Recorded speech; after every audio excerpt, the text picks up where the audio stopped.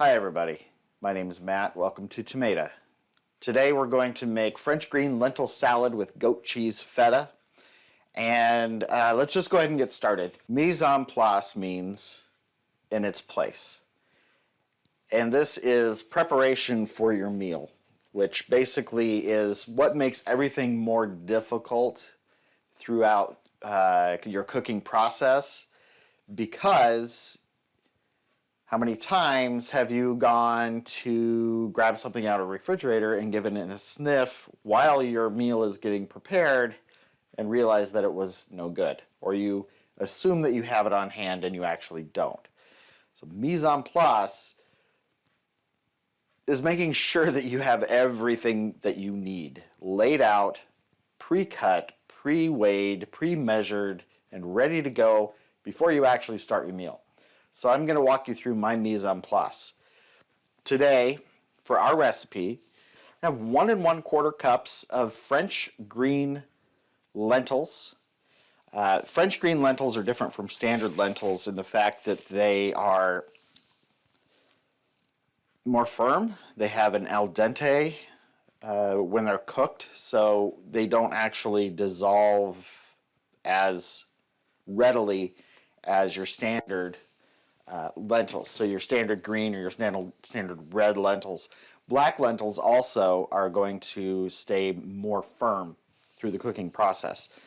These came from our CSA box from Robinette Farms from Squeaky Green Organics. They're located in Plattsmouth, Nebraska, and I've been pretty happy with their stuff. Okay, so we're going to take, and I'm going to put those in, well, I'm just going to leave them right there. We're fine. We're going to have 2 bay leaves.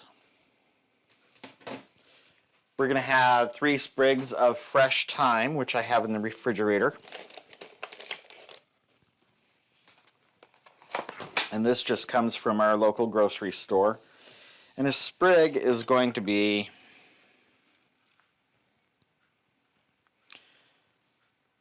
that's 1. If you have little pieces, then you're going to use more than just 1 or 2. Like this, that's not even a sprig. That's a sprig.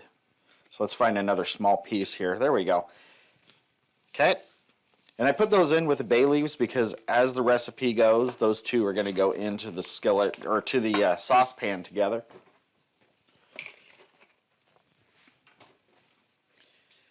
We want to have 3/4 tablespoons kosher salt divided, and as the recipe calls, 1/2 teaspoon is going to go into one part of the recipe, and then the other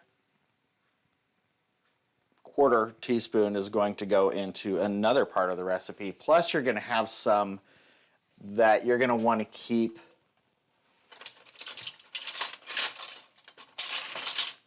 for seasoning later, just in case you need to add some flavor. So let's do our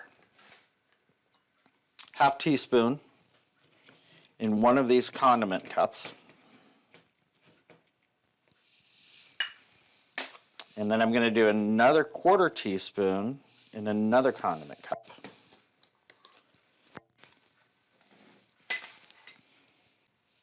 We want a 1/4 cup plus 2 tablespoons of extra virgin olive oil, and this is the olive oil that we sell here in house. This is the Tamayta brand. So this is also divided, so we're going to have a 1/4 cup in one container.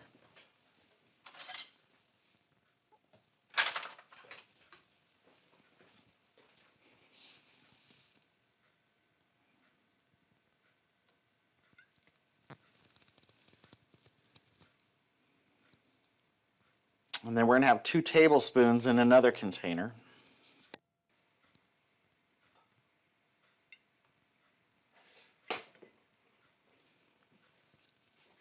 One carrot, peeled and diced.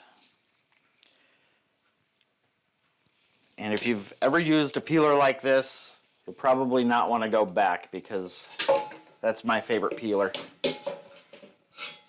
I'm going to grab a small bowl, this is a medium-sized bowl, just for my peels to go into because I have a worm composter and carrots are nice for the worms. So this peeler, you can either peel toward yourself, you can put it in your finger can go through that hole. You can peel away from yourself. And this is nice for when you're doing something larger like a potato.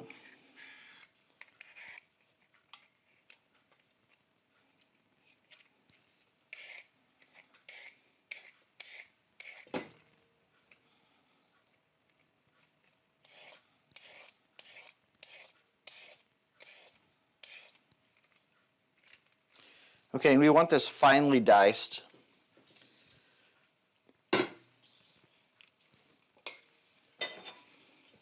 So we're going to cut this top off, and then I'm going to cut this in half, probably about a 2-inch piece. Basically just a tolerable amount. The peeling process kind of gave us some flat edges to work with, so we don't really need to shave a piece off to make it square. We're just going to cut this lengthwise right down the center.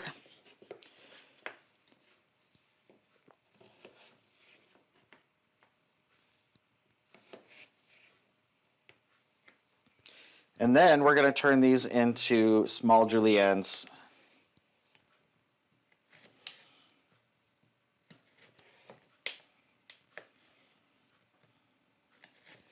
And don't worry about speed because we're not cooking for a restaurant. We don't need to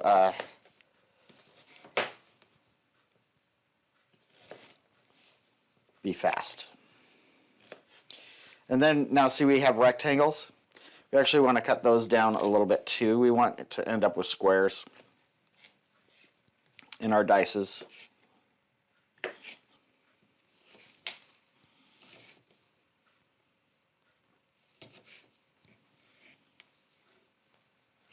Okay, then each of these, we're going to line up all of our tips. Grab hold with your claw and just start making small, fine dices. Keep moving your fingers back.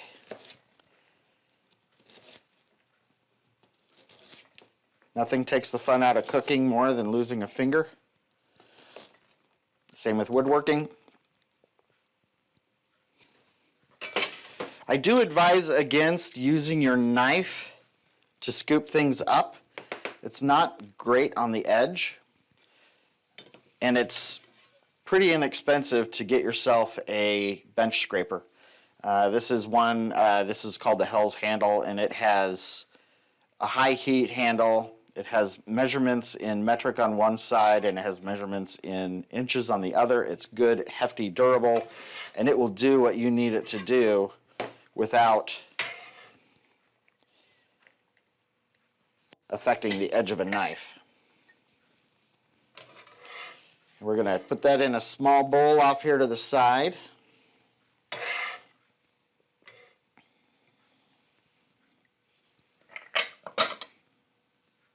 Add that to our mise en place. Next, we have 2 ribs of celery. These are pulled straight off of the stalk. I just want to cut those 2 pieces off. The tops are fine. I do sometimes not like the dried little bits there, so I'm just going to go ahead and just trim off the very, very tippity top, and we'll give those to the worms. Now, sometimes you can peel your celery, but you don't need to this time because we're going to be cooking it. But to peel it, you basically just cut partway through and you pull all those strings off. and because a lot of people don't like those strings. I don't have a problem with them. Nature's floss. So we're going to cut these lengthwise. And it's actually a lot easier to cut them into 2-inch pieces before you do the lengthwise bit.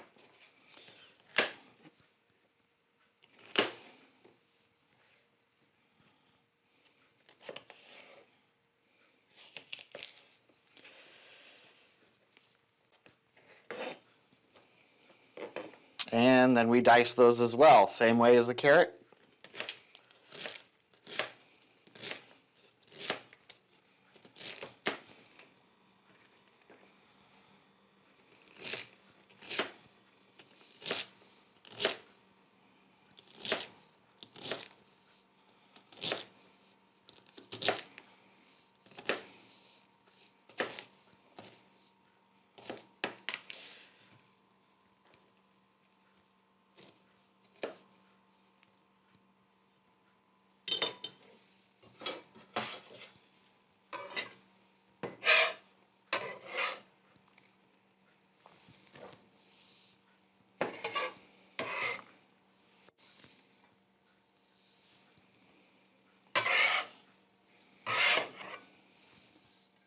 Okay, next,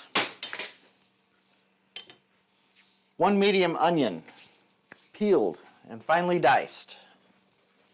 Now this is actually a fairly large red onion. When you're picking them out at the grocery store or at the market, just look for something that isn't extremely dry, has some, isn't mushy anywhere. And then now to cut, we're basically going to cut the root end off. We're going to cut the top off.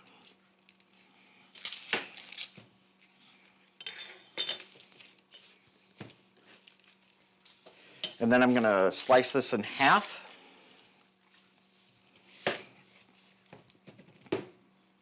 And then I'm going to cut it in a quarter.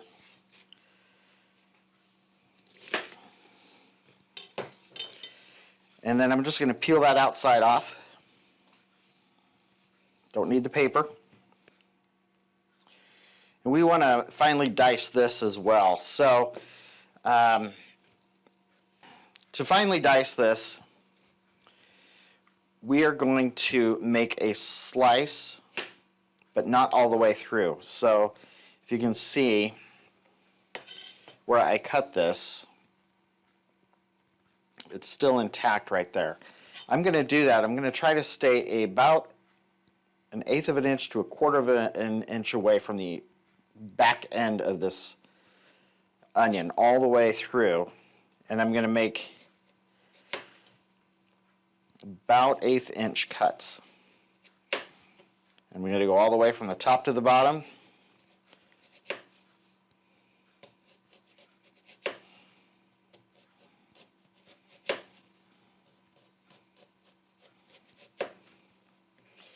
So you can see, and you can do this with any of the,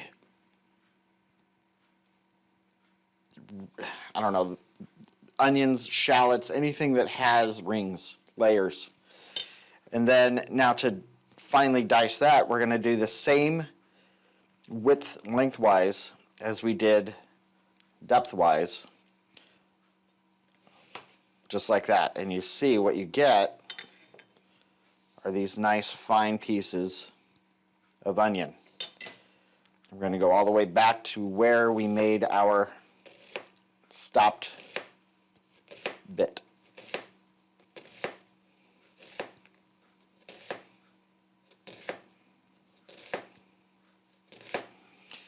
Here you see what we have, rather than slices, are pretty good dices.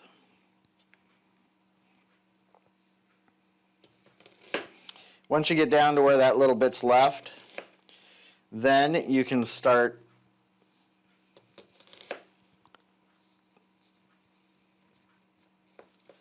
just kind of cutting away at it from a bias.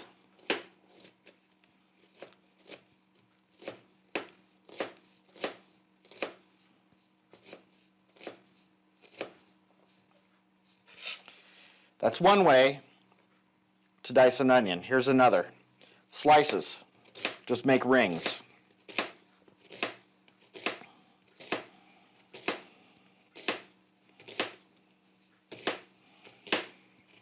Because we're not looking for precision here, we're not a restaurant, this works just fine as well. It is faster, and you can take your knife and just go right over the top of that. Your Santoku knife is a good one to use for this because it has a rocking belly. So it's longer and straighter here, but then the radius increases right here. So it allows you to rock back and forth over what you're cutting. And then you just kind of scrape everything back into a pile and go back over it again.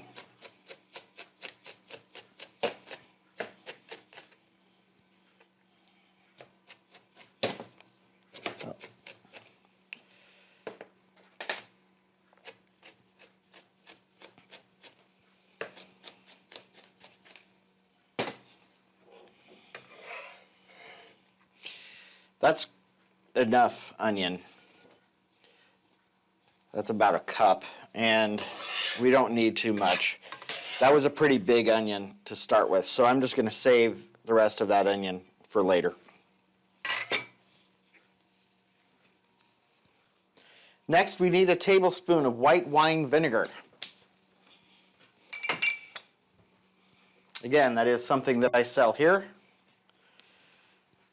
And I'm going to put that, oop.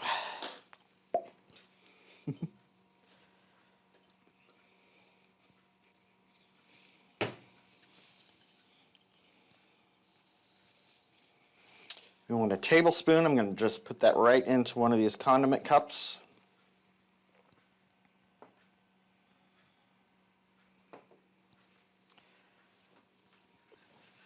Dijon mustard. This just came from our local grocery store. It's nothing fancy. It's not a brand name. It's the store brand. And I just want 1/8 of a teaspoon of that. And that's it right there. Very little bit.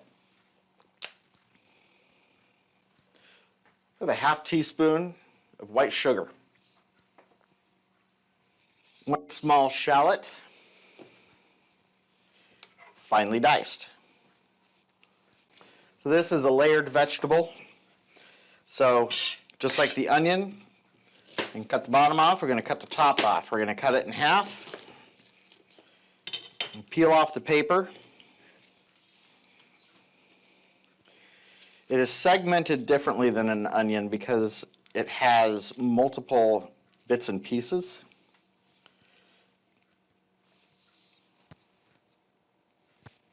So you can see there's one center here and one here and another one here. I'm going to pull this out because it's just looking a little old, hollow and dark. It's part of the stem.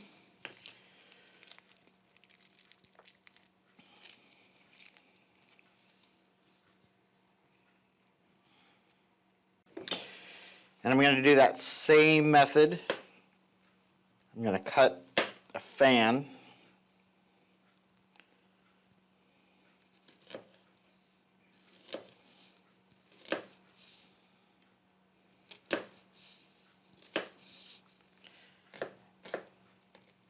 And then just mince off the ends.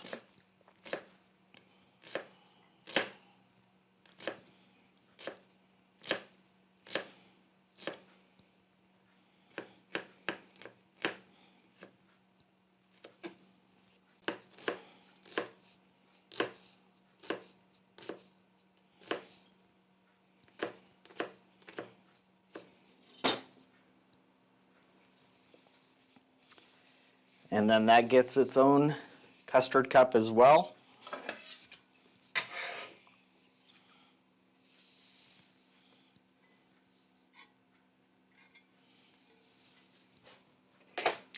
Mise en place. I can put my prep tools away. Cutting board, knife.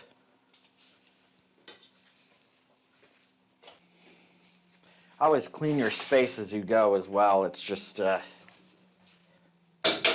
common courtesy to yourself, and if you have others in your family that need to use the kitchen, and you have a one-butt kitchen like we do at home, it's a lot easier to work with a clean workspace. Lentils.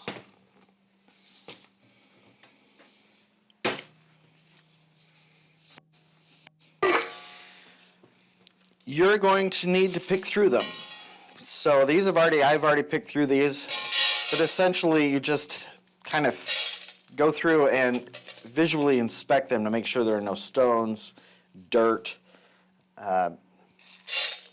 anything inappropriate in your lentils. I have already gone through and picked through these, but I'll show you the way, just visually inspecting the top as I go. You can also lay these out on a cookie sheet or a cookie tray. You're going to want 1 1/4 cups of this. Coincidentally, I didn't mention that. 1 pound will be enough to do this recipe twice.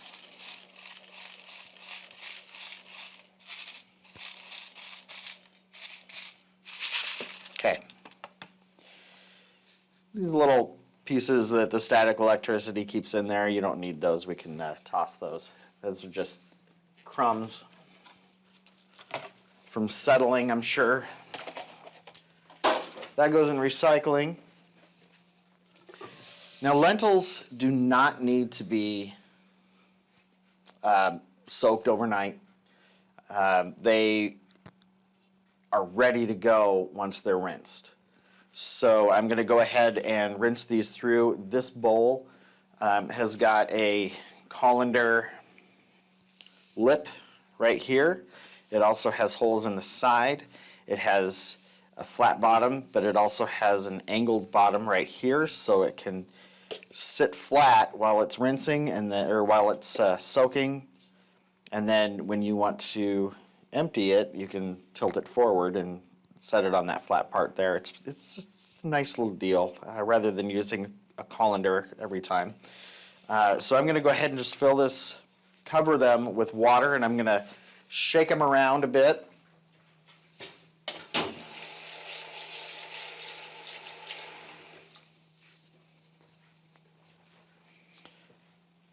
Okay. Don't be afraid to get your hands in there. It's just water. Just kind of, just like you're scratching the back of the dog's ear. Just give him a little rinse. Make sure all of them get wet. And that's it. That's it for your rinse. Let's go ahead and tilt this forward.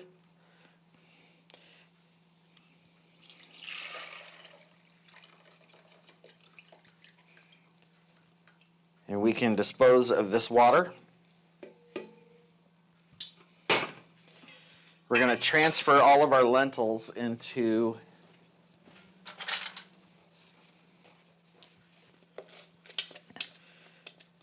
a large saucepan.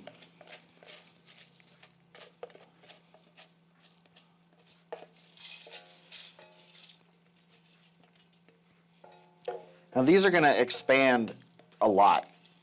They're going to soak up a lot of water. They're going to get a lot bigger. So you're going to want to cover this. Let's go ahead and add our basil or our bay leaves and our sprigs of thyme to this. And you're going to want to add enough water to cover this 3 to 4 inches. So there's 1 1/4 cups of lentils here, and we're going to want to add this to the, let's say 1 1/2 quart line, so all the way up to here. So there's only going to be 1 inch of pan showing, I guess. All right, now I'm just going to place the lid on, and I'm going to bring this to a boil. Once it starts boiling, we're going to reduce the heat to medium-low, and we're just going to let it simmer for about 20 to 25 minutes. In the meantime,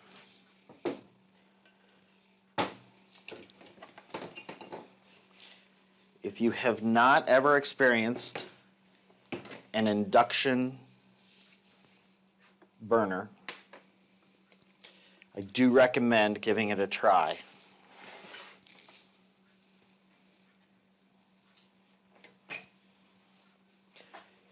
They do require special pans, but most of the pans that are made now,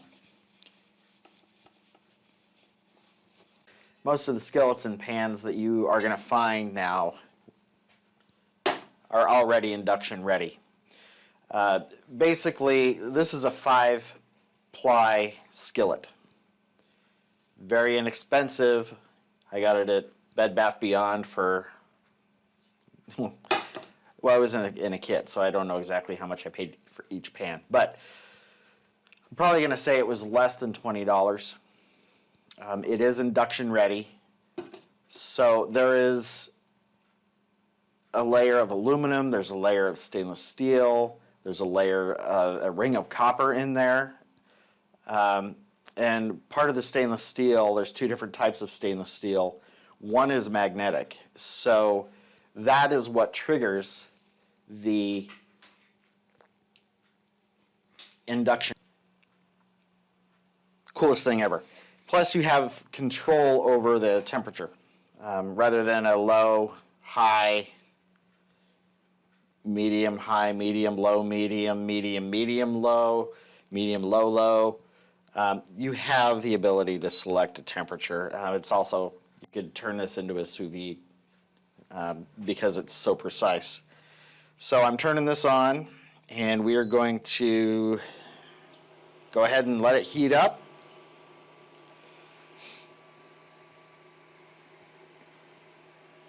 And we want to heat our 2 tablespoons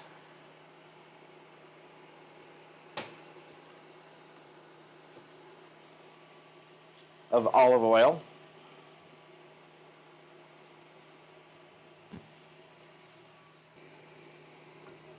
How do you know when it's ready? Well, you can see, sort of like when you're driving on the road, you can see the waves of heat. That's the shimmer. Also, if I add a piece of onion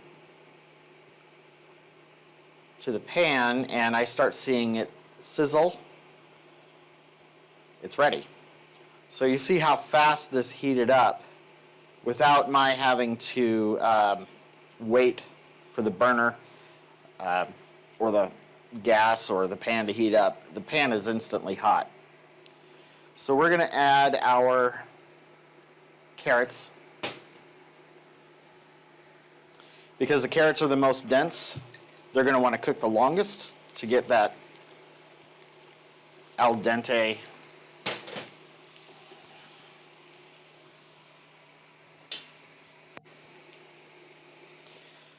Now to pull out one of my next favorite tools, the stir-fry spatula.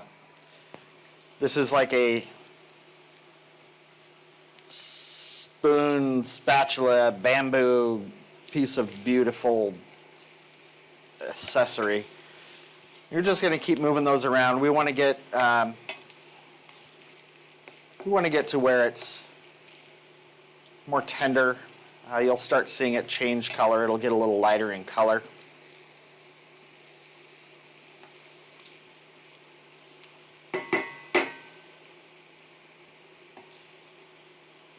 Use your senses.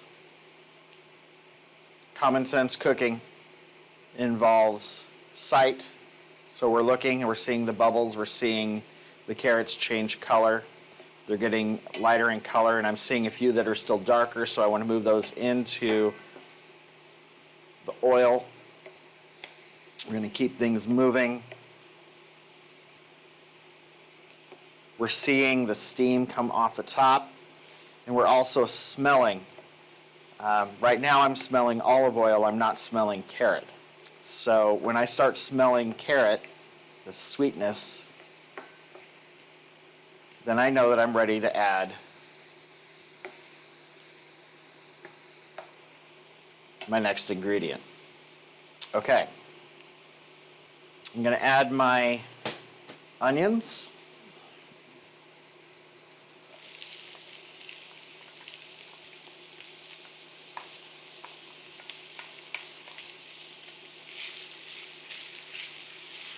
There's a lot of water in these onions.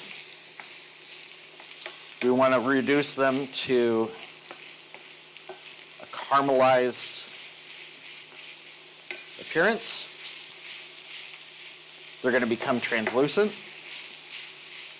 darker in color. It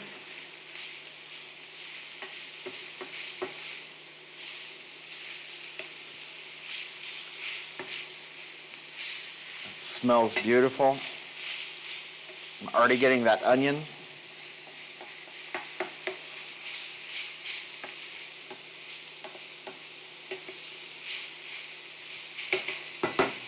I'm going to stop fussing over this right now, and I'm going to check my lentils to see if they're boiling.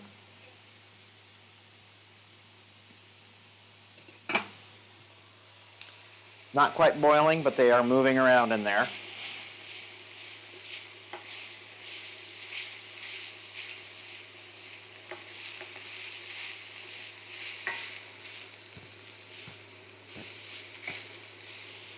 Okay, we are ready to add our celery. Again, it's a very wet ingredient, so it's going to reduce in size. It's going to get softer. And what we're creating here is called a mirepoix.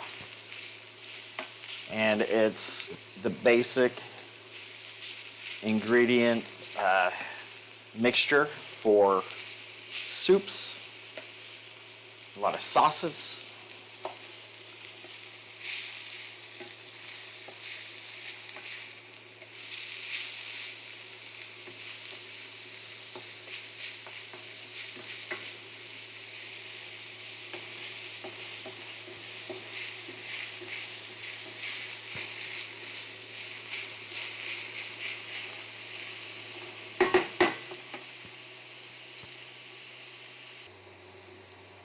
Okay, so we are tender.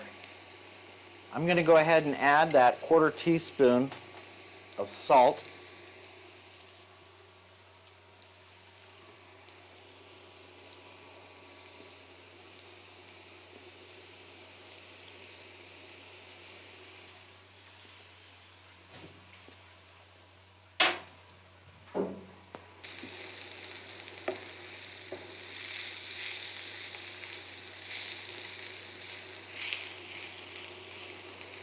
And I want to add 1/8 of a teaspoon of black pepper.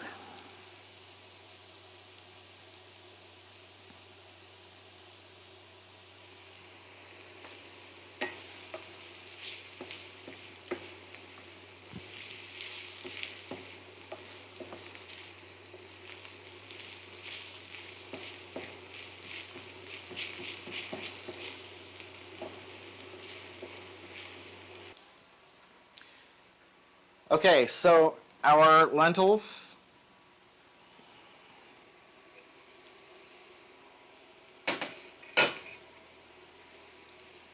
are simmering, and I want to check them to see where they are on the doneness level. So I'm just going to take one and taste it.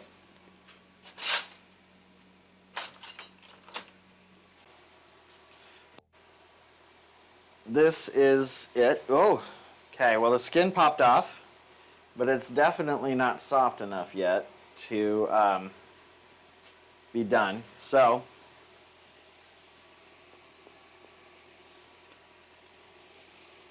it's still a little seedy, a little too hard yet. So I am ready now to add my salt.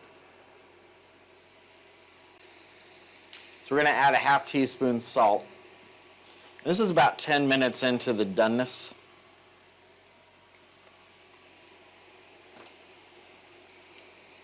Okay, so we're going to add 1/2 teaspoon salt to this. And that's kosher salt. I'm going to put my lid back on. Put it back on the burner. We're going to give it another 10 minutes. And that should be done.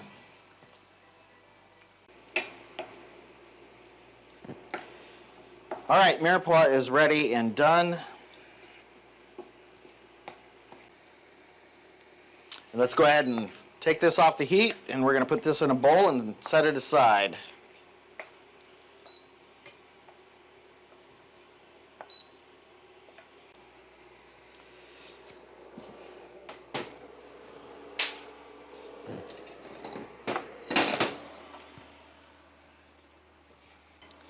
All right, next we're going to make a dressing that's going to go into our salad. We're going to add the 1/4 cup olive oil, the 1/8 teaspoon of Dijon mustard,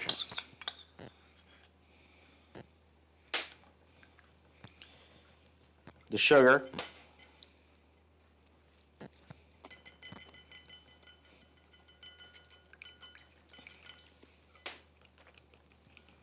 and the white wine vinegar. Now you're going to see that this is not combining with a spoon.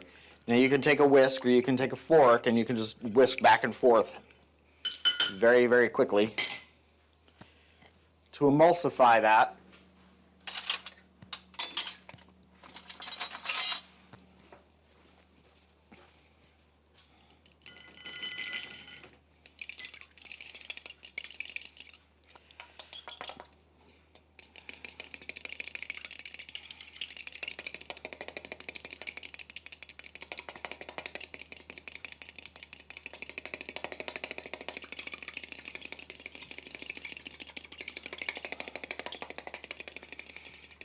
It's just a side-to-side motion rather than a stirring motion. Side to side, you get more shearing power, so strands are mashing against each other, or the ingredients are mashing against each other faster by going this direction.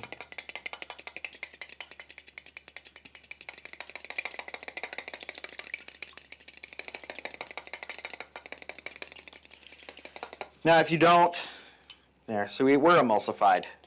But if you don't want to do it that way, and if you have like a blender or one of the small magic bullets or something like that, Ninja, you can use that to emulsify your dressing as well. I'm going to go ahead and add the shallots. And the only reason I'm adding them before rather than after the emulsification is because they kind of get in the way. But they also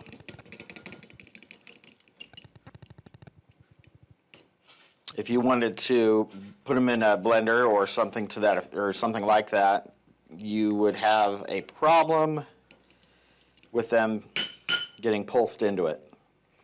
And you want to have those in there for the crunch.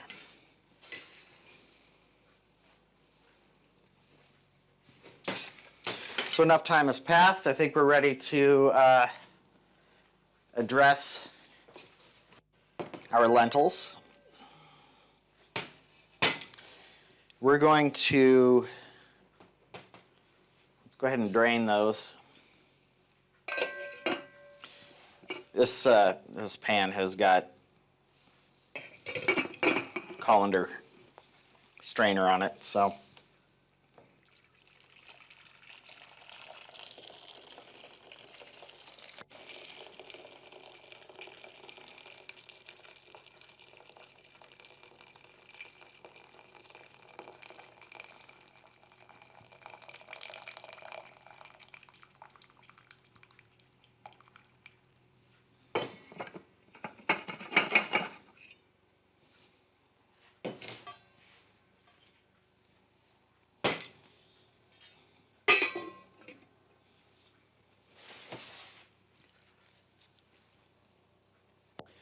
We're going to pull out our bay leaves and our sprigs of thyme.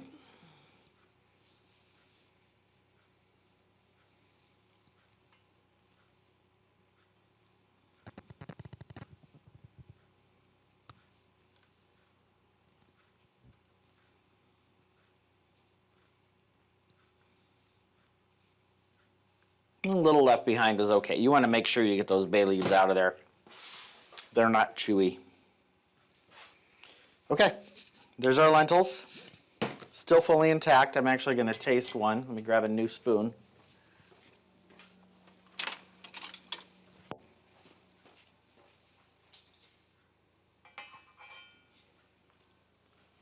Okay, they're perfect. They're creamy, a little al dente. They're right on. So we're simply Going to mix in our mirepoix.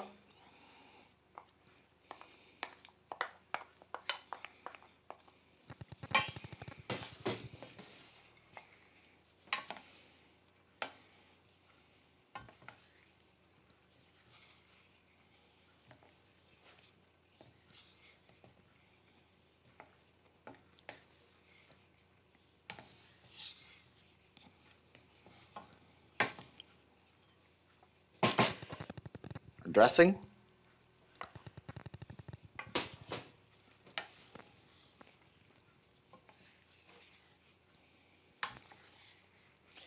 This one is really easy.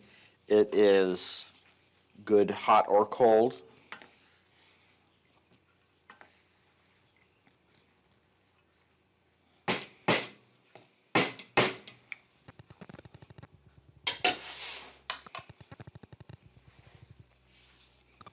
Clean up my space.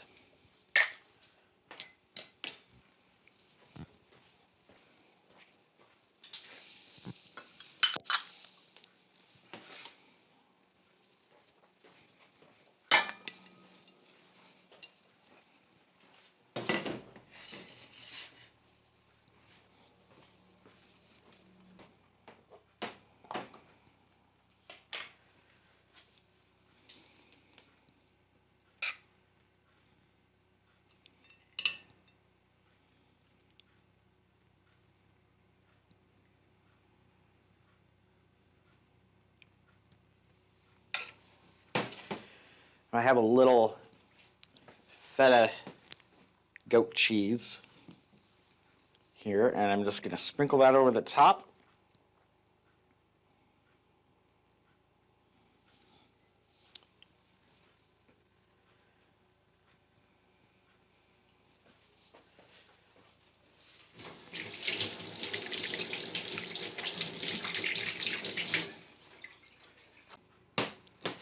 There it is, guys. All right.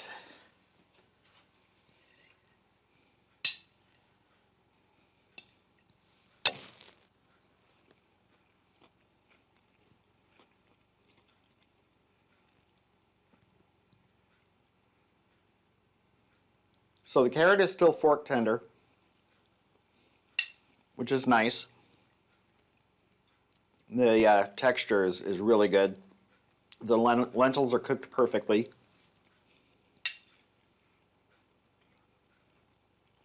The feta cheese adds a saltiness, really good contrast. The dressing has that acid from the white wine vinegar. I'm going to say this is a win. Definitely give it a try.